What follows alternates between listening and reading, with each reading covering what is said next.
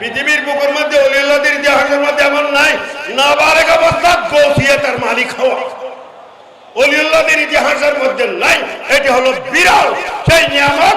আমাদের সিলসিলার মধ্যে খাজা চৌরবি রহমতুল্লাহ আলাইহি গৌস পাকের পক্ষ থেকে এনায়েত হয়েছে। এবং এই গৌস পাকের এই বহল নিয়ামত উনি নিয়ামত প্রাপ্ত হওয়ার পর তখন এই নিয়ামত কার কাছে দিবেন খাজা চৌরবি রহমতুল্লাহ আলাইহি তালাশ করতেছেন। এই খাজা চৌরবির উপর গায়বীভাবে আল্লাহর পক্ষ থেকে রসুলের পক্ষ থেকে ওনার কাছে ইলহাম হলো, ওদের এই নিয়ামত তুমি দিবে। ওই শ্রীকুটের হযরতে সৈয়দ আহমদ শ্রীকুটিকে ওনাকে আমি সিলেকশন করেছি, এই নিয়ামত ওনার কাছে অর্পণ করবে। এদিকে খাজা চৌরবি রহমতুল্লাহ আলাইহি এই নিয়ামত অর্পণ করার জন্য বসে রয়েছেন। ওইদিকে শ্রীকুটি রহমতুল্লাহ আলাইহি বিলাতে যাওয়ার জন্য চেষ্টা করতেছেন। আমাদের মা সাহেবা তুই ফৌজুরের কাবলার আম্মা জান উনি বলতেছেন শরীফের वाले बाबा साहब की जब जाए अरे आजकल कोई हक्कानी पीर है, सब तो दंगाबाज है। अरे ठीक है बाबा, सब दंगाबाज है, कम से कम आप दुआ के लिए तो जा सकते हैं। এইভাবে বলে আমাদের আম্মা জান মা সাহাবা আমাদের দাদা হুজুরকে পাঠাইলেন খাজা চৌরবি। ওদিকে খাজা চৌরবি অপেক্ষায় আসলেন। যাওয়ার সাথে সাথে बोलतेसन के आप आ गया है, आपके लिए इंतजार है। मैंने एक दुकान दिया है और दुकान आपको हवाला करूंगा और मैं अपना आदमी को कह दूंगा अपने दुकान से सौदा करें। আমি একটা দোকান খুলতেছি, দোকানের মালিক আপনাকে বানাইবো, আমরা আপনার লোকদেরকে বলে দিব আমার দোকান থেকে সবাই যেন সদাই করে।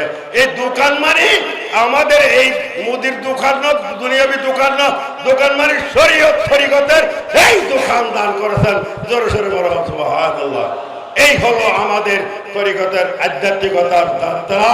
সেই আধ্যাত্মিকতার যাত্রার মধ্যে শুরু হয়েছে আমার শ্রীকুটি রহমতুল্লাহ আলাইহির রিয়াজত। ওরে বাবা, উনি এক তো সাদা সৈয়দ বংশ হুসাইনি, ওনারা তো রক্তর দিক দিয়ে বলি একবার ওনাকে অনেক কষ্ট করতে হয়েছে। ওই পাহাড়ে গিয়ে লাখুরি আনতে হয়েছে মাদ্রাসার জন্য। এই বৃদ্ধ অবস্থার মধ্যে অনেক কষ্ট করে তারপরে একদিন খাজা চৌরবি রহমতুল্লাহ আলাইহি বলতেছেন কি বলতেছেন শ্রীকুটি রহমতুল্লাহ আলাইহি শাহাদাত আঙ্গুল দিয়ে বলতেছেন কি আরে বাবা আমাদের কি করেন, আমার পিঠের মধ্যে আঙ্গুলটা দাও, আমার পিঠের মধ্যে আঙ্গুল দিয়ে গোসো গোসো ये पाक चीज ले लो। ये पाक चीज ले लो মানে পাক মানে তৈয়ব। অর্থাৎ খাজা চৌরবির পীর মুবারক থেকে হুজুর কিবলাকে শ্রীকুটি রহমতুল্লাহ আলাইহি নিলেন। জোরে সোরে বলো সুবহানাল্লাহ। রমজ কুদরত শান রহমত শাহ তৈয়ব মরহবা सिर वहदत आइन हिकमत शाह तैयब मरहबा। आप है मिस्दाक जाल हक फरमान खुदा मिट गए बातिल के शौकत शाह तैयब मरहबा। उनके दामनगिरी पर सरमस्त है जिन्नो बशर बेशुबा अप गौस उम्मत शाह तैयब मरहबा। खुशनमा सरसब्ज बंगाल सदक़े गौस ज़मान खुशनमा सरसब्ज बंगाल सदक़े गौसे ज़मान साहिब खिजरी करामा शाह तैयब मरहबा। असर का अनोखा सफीना है मुसल्लम उनकी जात है वसीला ये सआदत शाह तैयब मरहबा। আমরা বড় খুশনসিব, এই অর্থে খুশনসিব যে কি আমাদের আইডেন্টি কার্ড কি, আমাদের প্রত্যেকের একটা বাংলাদেশের তৈরি আইডি কার্ড দিয়েছে, এটা বাংলাদেশের আইডি কার্ড। আসলে আমাদের একটা ইমানি আইডেন্টি কার্ড আছে। সেই ইমানি আইডেন্টি কার্ড কি, সেখানে কি লেখা আছে? বান্দা এ পরওয়ারদিগারম উম্মতে আহমদ নবী দুস্তদারে চারে ইয়ারম তাবিয়ে औलाद আলী মুযহাবে হানাফিয়া দারম মিল্লতে হযরত খলিল হাকে পায়ে গৌসে আজম জেরে সায়া মুর্শিদ আজম হর ওলি। তাহলে এক নম্বর হলো আল্লাহর বান্দা আমরা তৈরি করেছেন আল্লাহ। তারপর আল্লাহ আমাদেরকে হুজুর করিম সাল্লাল্লাহু আলাইহি ওয়াসাল্লামের উম্মতের অ্যাওয়ার্ড দান করেছেন। অন্য কোন নবীর উম্মতকে আল্লাহ অ্যাওয়ার্ড দেয় নাই, অ্যাওয়ার্ড দিয়েছে রহমতুল লিল আলামিনের এই উম্মতকে। কুনতুম উম্মাতান ওয়াসাতা, তোমরা হলো শ্রেষ্ঠ উম্মত। শ্রেষ্ঠ উম্মত কিভাবে? আল্লাহ এই উম্মতকে শ্রেষ্ঠ কিভাবে বানাইবেন, এই শ্রেষ্ঠ বানানোর জন্য যা যা দরকার তা তা আল্লাহ ব্যবস্থা করেছেন। এক নম্বর, শ্রেষ্ঠ উম্মত বানানোর জন্য সাহাবায়ে কেরামকে বানিয়ে দিয়েছেন সোহবতে মুস্তাফা সাল্লাল্লাহু আলাইহি ওয়াসাল্লামের মাধ্যমে। আবার শ্রেষ্ঠ উম্মত তাবিঈনকে বানিয়ে দিয়েছেন সাহাবায়ে কেরামের সোহবতের মাধ্যমে। তবে তাবিঈনকে শ্রেষ্ঠ উম্মত বানিয়ে দিয়েছেন তাবিঈনদের সোহবতের মাধ্যমে। তারপর আইম্মায়ে কেরাম, আইম্মে দ্বীনকে, এদেরকে কি করেছেন? শ্রেষ্ঠ উম্মত আল্লাহ তাআলা দান করেছেন ইজতিহাদের মাধ্যমে, মারফতের মাধ্যমে, তরিকতের মাধ্যমে, শরীয়তের মাধ্যমে, ইজতিহাদের মাধ্যমে, রিয়াজতের মাধ্যমে। আবার শ্রেষ্ঠ উম্মতের এই ধারাবাহিকতা সিলসিলা শরীয়তের মাধ্যমে যেভাবে জারি হয়েছে, এইভাবে তরিকত এবং রিয়াজতের মাধ্যমে শ্রেষ্ঠত্ব হওয়ার উপকরণ দেওয়ার জন্য আল্লাহ ব্যবস্থা করে দিয়েছেন। ভারত সুবহানাল্লাহ। এমনি কাম না করি শ্রেষ্ঠত্ব হওয়া যাবে? বসি বসি খাইলে শ্রেষ্ঠত্ব হবে? আমরা তো ফাইলাম শ্রেষ্ঠত্বের আবার কোনো কাম করতে হবে না, এই কাম হবে না। এখানে কি করতে হবে?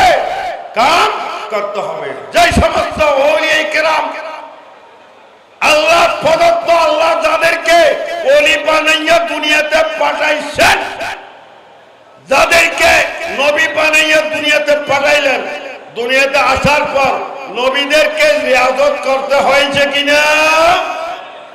ওনারা তো আল্লাহ তৈরি নবী, দুনিয়াতে আসে আর এটা কাম করার দরকার কি? কাম হবে না। এটা হলো দারুল আমাল। এটা আমি কাম করে ওই আল্লাহ প্রদত্ত নিয়ামতকে ঠিকাই রাখতে গেলে এইখানে আমল করতে হবে, রিয়াজত করতে হবে।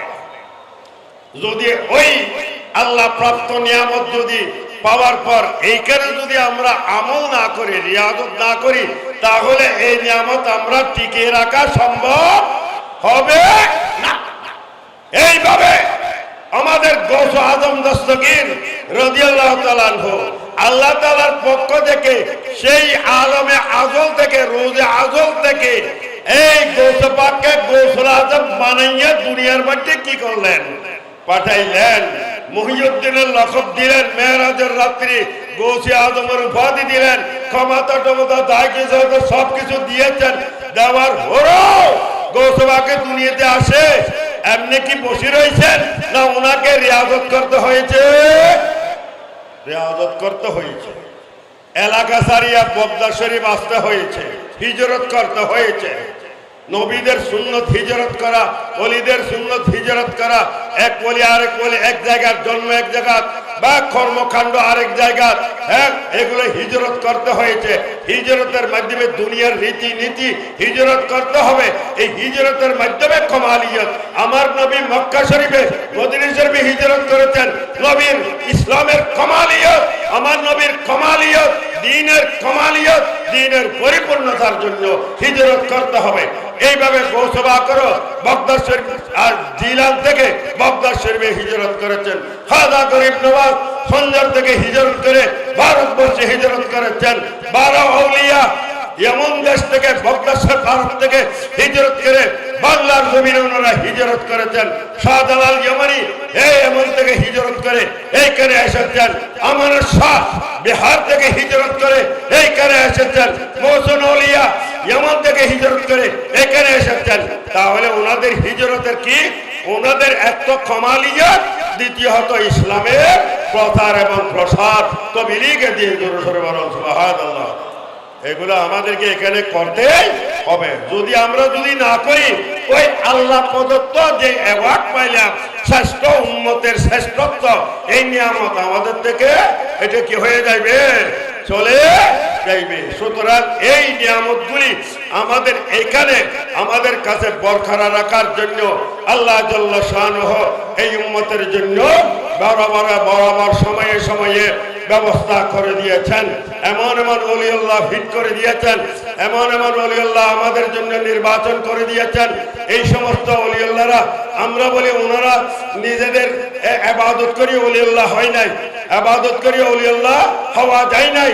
আল্লাহু ইয়াখতাসু বিরহমাতিহি মান ইয়াশাউ, আল্লাহর বিশেষ নিয়ামত, বিশেষ রহমত, বেলায়েত, এই তবকা গৌসিয়ত কুতুবিয়ত এলে নিজে ইবাদত করি হয় না যতক্ষণ আল্লাহর দয়া না হয়। আল্লাহ যখন দয়া করে কোনো ওলিউল্লাহকে এই নিয়ামত দেন, তখন এই আল্লাহর ওলিউল্লাহর উপর বড় বড় দায়িত্ব আরোপিত হয়ে যায়। সেই নিয়ামতগুলি আল্লাহর বান্দাদের নিকট পৌঁছাতে হবে। আল্লাহর বান্দাদেরকে অন্ধকার থেকে বাঁচাইয়া আলোর পথে আনতে হবে। এটাই হলো আমরে বিল মারুফ নহি আনিল মুনকার, আলোর পথে, অন্ধকার থেকে আলোর পথে নিয়ে আসার দায়িত্ব এই ওলিউল্লাহদের, উলামায়ে কেরামের। সুতরাং সেই ধারাবাহিকতায় আমাদের এই সিলসিলার কি হয়েছে, সূচনা হয়েছে হযরতে গৌস পাক রাদিয়াল্লাহু তাআলা আনহুর গৌসিয়তে কুবরার গৌস পাকের পরে দুনিয়ার মধ্যে এই মহান দায়িত্ব অন্য কারো নিকট অর্পণ করেনি। গৌস পাক রাদিয়াল্লাহু তাআলা থেকে একজন বুজুর্গ জিজ্ঞাসা করেছেন, হুজুর আপনার পরে এই গৌসিয়তের এই তবকাটা পজিশনটা আপনি কার কাছে দিলেন? একজন এতিম ছেলের জন্য আমি রেখে দিয়েছি। এই কথা বলেছেন স্বয়ং খাজা আব্দুর রহমান চৌরবি রহমতুল্লাহ আলাইহি। আব্দুর রহমান চৌরবি রহমতুল্লাহ বলছেন এতিম ছেলের জন্য গৌস পাকে রেখে দিলেন। এতিম ছেলেকে পৃথিবীর বুকের মধ্যে ওলিউল্লাহদের ইতিহাসের মধ্যে এমন নাই নাবালেগ অবস্থায় গৌসিয়তের মালিক হওয়া, ওলিউল্লাহদের ইতিহাসের মধ্যে নাই। এটি হলো বিরল সেই নিয়ামত আমাদের সিলসিলার মধ্যে খাজা চৌরবি রহমতুল্লাহ আলাইহি গৌস পাকের পক্ষ থেকে এনায়েত হয়েছে। সুবহানাল্লাহ। এবং এই গৌস পাকের এই বহল নিয়ামত, উনি নিয়ামত প্রাপ্ত হওয়ার পর তখন এই নিয়ামত কার কাছে দিবেন, খাজা চৌরবি রহমতুল্লাহ আলাইহি তালাশ করতেছেন। এই খাজা চৌরবির উপর গায়বীভাবে আল্লাহর পক্ষ থেকে, রসুলের পক্ষ থেকে ওনার কাছে ইলহাম হলো, এই নিয়ামত তুমি দিবে ওই শ্রীকুটের হযরতে সৈয়দ আহমদ শ্রীকুটিকে, ওনাকে আমি সিলেকশন করেছি, এই নিয়ামত ওনার কাছে অর্পণ করবে। এদিকে খাজা চৌরবি রহমতুল্লাহ আলাইহি এই নিয়ামত অর্পণ করার জন্য বসে রয়েছেন। ওইদিকে শ্রীকুটি রহমতুল্লাহ আলাইহি বিলাতে যাওয়ার জন্য চেষ্টা করতেছেন। আমাদের মা সাহেবা তো এই ফৌজুরের কাবলার আম্মা জান, উনি বলতেছেন শরীফের ওয়ালে বাবা साहब की जब जाए अरे आजकल कोई हक्कानी पीर है, सब तो दंगाबाज है। अरे ठीक है बाबा, सब दंगाबाज है, कम से कम आप दुआ के लिए तो जा सकते हैं। এইভাবে বলে আমাদের আম্মা জান মা সাহাবা আমাদের দাদা হুজুরকে পাঠাইলেন খাজা চৌরবি। ওদিকে খাজা চৌরবি অপেক্ষায় আসলেন। যাওয়ার সাথে সাথে बोलते के आप आ गया है, आपके लिए इंतजार है, मैंने एक दुकान दिया है और दुकान आपको हवाला करूंगा और मैं अपना आदमी को कह दूंगा अपने दुकान से सौदा करें। আমি একটা দোকান খুলতেছি, দোকানের মালিক আপনাকে বানাইবো, আমরা আপনার লোকদেরকে বলে দিব আমার দোকান থেকে সবাই যেন সদাই করে। এই দোকান মালিক আমাদের এই মুদির দোকান না, দুনিয়াবি দোকান না, দোকান মালিক শরীয়ত তরিকতের এই দোকান দান করেছেন। জোরে সোরে বলা সুবহানাল্লাহ। এই হলো আমাদের তরিকতের আধ্যাত্মিকতার যাত্রা। সেই আধ্যাত্মিকতার যাত্রার মধ্যে শুরু হয়েছে আমার শ্রীকুটি রহমতুল্লাহ আলাইহির রিয়াজত। ওরে বাবা, উনি এক তো সাদা সৈয়দ বংশ হুসাইনি, ওনারা তো রক্তর দিক দিয়ে বলি, এরপর ওনাকে অনেক কষ্ট করতে হয়েছে। ওই পাহাড়ে গিয়ে লাখুরি আনতে হয়েছে মাদ্রাসার জন্য। এই বৃদ্ধ অবস্থার মধ্যে অনেক কষ্ট করে তারপরে একদিন খাজা চৌরবি রহমতুল্লাহ আলাইহি বলতেছেন, কি বলতেছেন, আরে হুজুর শ্রীকুটি রহমতুল্লাহ শাহাদাত আঙ্গুল দিয়ে বলতেছেন, কে? বাবা আমাদের কি করেন, আমার পিঠের মধ্যে আঙ্গুলটা দাও, আমার পিঠের মধ্যে আঙ্গুল দিয়ে গোসো গোসো, ये पाक चीज ले लो। ये पाक चीज ले लो মানে পাক মানে তৈয়ব। অর্থাৎ খাজা তো রবির পীর মুবারক থেকে হুজুর কিবলাকে শ্রীকুটি রহমতুল্লাহ আলাইহি নিলেন। জোরে সরে বলো সুবহানাল্লাহ। তাকে বলি আর বলিকে औलाद দিতে পারে না, না পারে, পারে না পারে। আরে খাজা মুহিউদ্দিন ইবনে আরবীকে গোসবাকে আব্দুল্লাহ আরবীকে পিঠের থেকে দান করলেন। জোরে বলো সুবহানাল্লাহ। এই পাক চিজ হলো তৈয়ব। আর হুজুর করিম সাল্লাল্লাহু আলাইহি ওয়াসাল্লামের এক औलाদের নাম হলো তৈয়ব ছিলেন। কি ছিলেন? তৈয়ব। হুজুরের বেটা একজন তৈয়ব তাহের না, এই তৈয়ব 1400 বছর পরে আবার ইমাম হোসেনের বংশ দিয়ে তৈয়ব এসেছেন। এই তৈয়বকে কি করেছেন? তৈয়ব মানে পাক, কোন পাক? তাহের মানে জিসিম পাক, তৈয়ব মানে কলব পাক। হুজুর কালার নাম তৈয়ব। এমন তৈয়ব হুজুর কিবলা বান্দাদের কলবকে বেলায়েতের তাওয়াজ্জু দিয়ে পাক করে আশিক রাসূল বানিয়েছেন। সেই আশিক রাসূল কি পরিমাণ বানাইলেন? হুজুর কিবলার বেলায়েতের এক কার্যক্রম নতিজা কি? হুজুর কিবলা ৭৪ ইংরেজির থেকে এই জুলুস আরম্ভ করে এই পর্যন্ত দেখাই দিলেন যে হুজুর কিবলার বেলায়েতের তাওয়াজ্জুর দ্বারা কতজন আশিক রাসূল হয়েছে, কলব পাক হয়ে গেছে। সুবহানাল্লাহ। এটাই হলো হুজুর কিবলার স্থায়ী কারামত। কিছু কিছু কারামত মানুষের চোখে দেখেছেন, আর কিছু কারামত চলমান আছে। হুজুরের মুজিজা যেমন চলমান আছে, কোরআন পাক, হাদিস পাক, ওলিয়া কিরামের বেলায়েত। হুজুর কিবলা আমাদের হুজুর কিবলা রহমতুল্লাহ আলাইহি অনেক কারামত আছে। তার মধ্যে শ্রেষ্ঠ বড় কারামত হলো কি? কে জশ্নে জুলুসে ঈদে মিলাদুন নবী সাল্লাল্লাহু আলাইহি ওয়াসাল্লাম গোশিয়া কমিটি এবং বর্তমানে আমাদের গোশিয়া কমিটির কার্যক্রম, এগুলো হলো হুজুর কিবলার বেলায়েতের নিদর্শন। সুতরাং হুজুর কিবলার আমরা उद्देश्य हो हुजूर कबलार नसीहत की, हुजूर कबलार शिक्षा की, हम वो काम करेंगे जिससे अल्लाह रसूल क्या हो, राजी हो। वो काम नहीं करेंगे जिससे अल्लाह रसूल क्या हो, नाराज हो। एक कतार पर আমাদের সবাইকে কি থাকতে হবে? একইভাবে কাজ করতে হবে। ইখলাস এবং মুহাব্বতের সাথে আমাদেরকে কাজ করতে হবে। আনানিয়ত, নমামিয়ত, গীবত, মিথ্যা, চুগলি, দুর্নীতি সব কি করতে হবে? ত্যাগ করতে হবে। এগুলো হলো তরিকতের জন্য জহরে কাতেল 20-20-20। এইভাবে হুজুর কিবলা বারবার নসিহত করতেছেন এবং নফসে আম্মারা শয়তানে দুঃখ দেওয়ার জন্য আমাদেরকে চেষ্টা করে।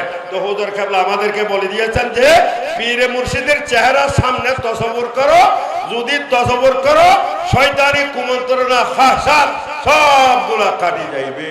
আল্লাহ জাল্লা শানহু হুজুর কিবলার ফয়ুজাত আমাদেরকে নসিব করুন। হুজুর কিবলার দেওয়া শিক্ষার উপর আমরা যেন ঠিকমতে ইখলাসের মাধ্যমে আমল করার আমাদেরকে তৌফিক নসিব করুন। আমিন। ওয়া আখিরু দাওয়ানা আনিল হামদুলিল্লাহি রাব্বিল আলামিন। আসসালামু আলাইকুম ওয়া রাহমাতুল্লাহি ওয়া বারাকাতুহু।